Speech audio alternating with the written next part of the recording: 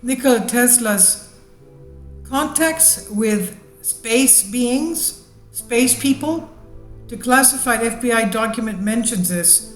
It's clear that Tesla had a strong interest in extraterrestrial life and attempted communication, and it's amazing how he was the first person to develop equipment that could pick up on signals coming from space as well as other planets. But it's not the first time we hear about someone of a genius that's been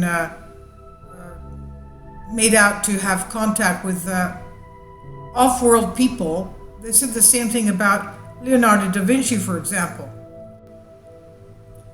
Decades ago, Werner von Braun's mentor, Hermann Oberth, the founding father of rocketry and astronautics, was also known as the father of spaceflight, stated his belief that flying saucers are real and that there are spaceships from another solar system. I think that they possibly are manned by intelligent observers who are members of a race that may have been investigating our Earth for centuries, is what he wrote. In the words, flying saucers come from a distant world. In the American Weekly, October 24th, 1954. That was about 3 years before Sputnik went up. At the time, academics like Oberth were well aware of the UFO phenomenon, and today the topic has gained even more credibility given the multiple governments that have now confirmed the existence of these objects. There's no shortage of radar tracking data, video evidence, photo evidence, high-ranking witness testimony that's now available within the public domain. This seems to be confusing many people, as mainstream UFO disclosures taking off after decades-long campaign of ridicule and secrecy. This is what ex-CIA Director Roscoe Hillenkotter said. Nikola Tesla, who was born prior to Oberth, also had a strong interest when it came to the idea of life on other planets. Kindly support my Patreon account since YouTube has again demonetized my YouTube channel. The daily posts are 5 videos daily, and they are totally different from what I have on my YouTube channel. Thank you so much for your support and that you find all my content so interesting. You'll find the Patreon account details in the description box below. Let's remember that Nikola Tesla said that people are going about the wrong way when they're studying physics, that they should study the properties of frequency instead, and that's what we know takes place with monatomic gold and anti-gravity, or such things as exotic elements that are not even found on the periodic table. And such things are able to give us what we know is possible, namely science fiction, Star Trek technology, such as warp drive. Now, Nikola Tesla, born prior to Oberth, said, for example, in an interview he gave to the Time at age 75, Tesla stated, "I think that nothing can be more important than interplanetary communication. It will certainly come someday, and the certitude that there are other human beings in the universe working, suffering, struggling like ourselves will produce a magic effect on mankind that will form the foundation of a universal brotherhood that will last as long as humanity itself," he said. So no doubt that contact, communication, relationships with beings from other worlds would have huge implications and change human consciousness forever. It would truly leave, as I've said many times before, no aspect of humanity untouched. There are many more examples and interesting statements from Tesla, which we will get to later, but first I want to draw your attention to some declassified Federal Bureau of Investigation documents from the FBI that were kept by the agency pertaining to Tesla. The document is a record of an Interplanetary Sessions newsletter from 1957. Remember, 1957 is the date that Russia sent the first satellite into space around orbiting the Earth, Sputnik. And that was in 1957, October, I believe. Now, the newsletter seems to be a printed promotion of a lecture to be given by George Van Tassel. The newsletter appears to be written by writer Margaret Storm, along with what appears to be her husband, John, And what's interesting to ask is, why was the FBI so interested to the point where they documented these meetings, discussions, and gatherings? Why did they keep records of this specific newsletter? Is it because they had a heavy interest in the UFO extraterrestrial phenomenon? Remember, this is from the 1950s, and today we now know that governments and intelligence agencies like the FBI have had a long and documented interest in this phenomenon. And part of the document reads as follows. Margaret Storm has been assigned to certain work with the space people. She's writing a book, Return of the Dove, a story of the life of Nikola Tesla, the scientist, and the part his inventions will play in the new age. Much of the data for this book has been supplied to Mrs. Storm through transcripts received on the Tesla set, a radio-type machine invented by Tesla in 1938 for interplanetary communication. Tesla died in 1943, and his engineers did not build the Tesla set until after his death.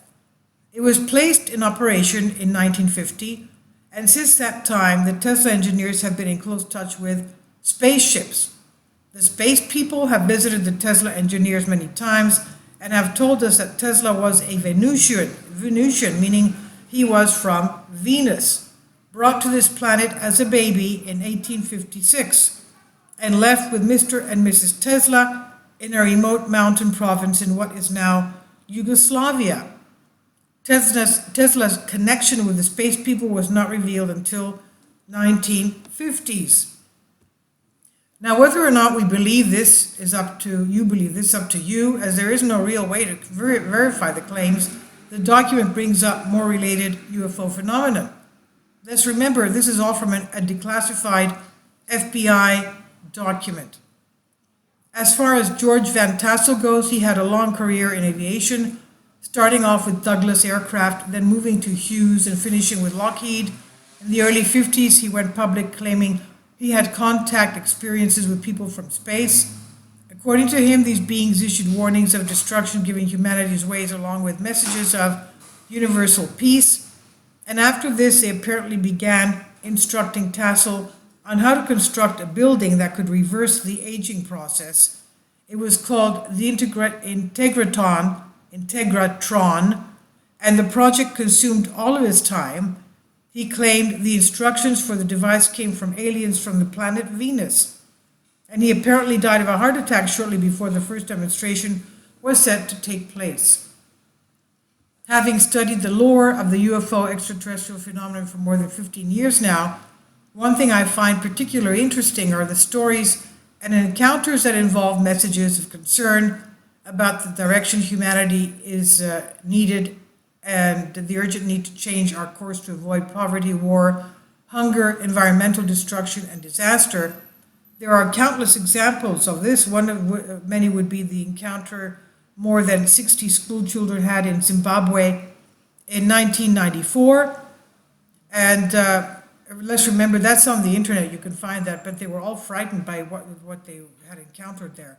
Now, I emphasize again that there are thousands of examples, and the corroboration and similarities of these messages to supposed contact experiences is truly interesting, to say the least.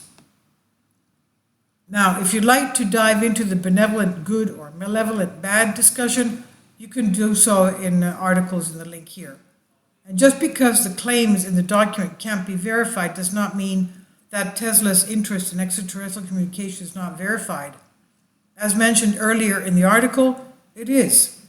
For example, according to the Library of Congress, Tesla claimed to have received radio communications from Mars. They cite an article from the Richmond Times purported to offer an extensive description and commentary of his supposed discovery.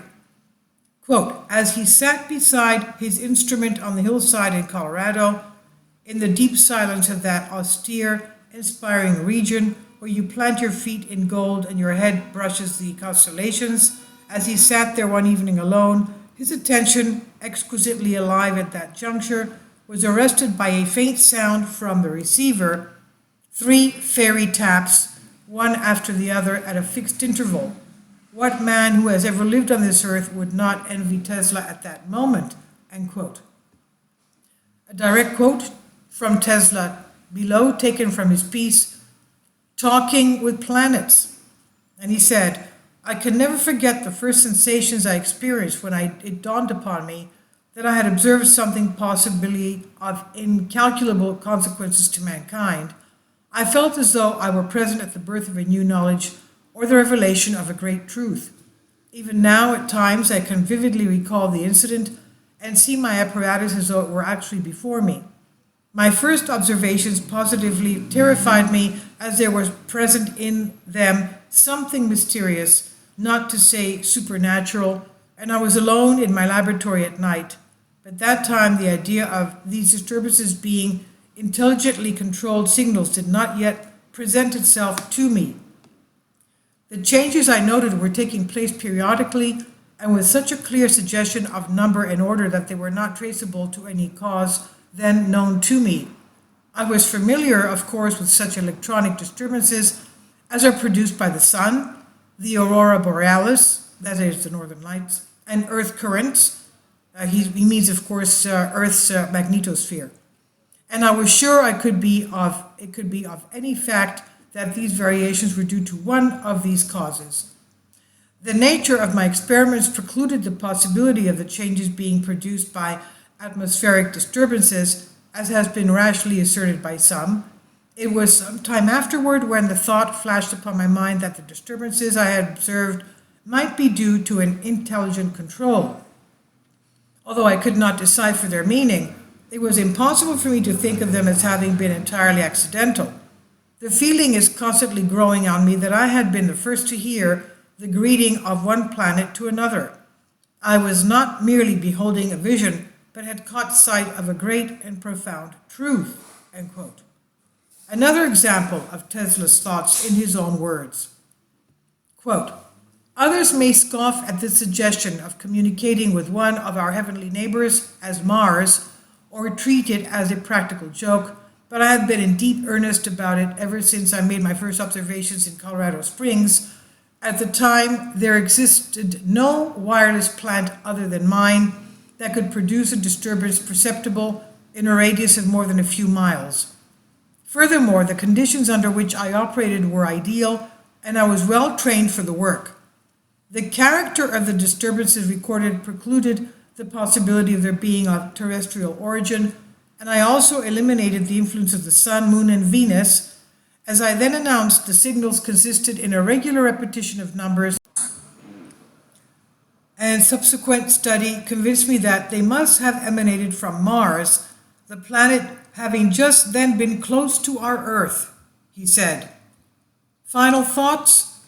It's quite clear that Tesla had a strong interest in extraterrestrial life and attempted communication. It's amazing how he was the first person to develop equipment that could pick up on signals coming from space as well as other planets. Today, signals of unknown origin are commonplace in the scientific community. Massive radio bursts and other anomalies are commonly detected. And we've written about this UFO extraterrestrial topic since our inception, 2009. And if you're interested in browsing, you can find things on the links here below. Now, as Tesla alludes to early on in the article, contact has huge implications. It will and is currently forcing humanity to look at a broader view of reality and entertain concepts that perhaps once did not fit within the framework of accepted knowledge.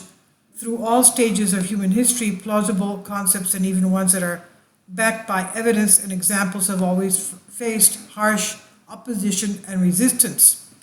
This is from Collective Evolution, here under Creative Commons on Collective Spark.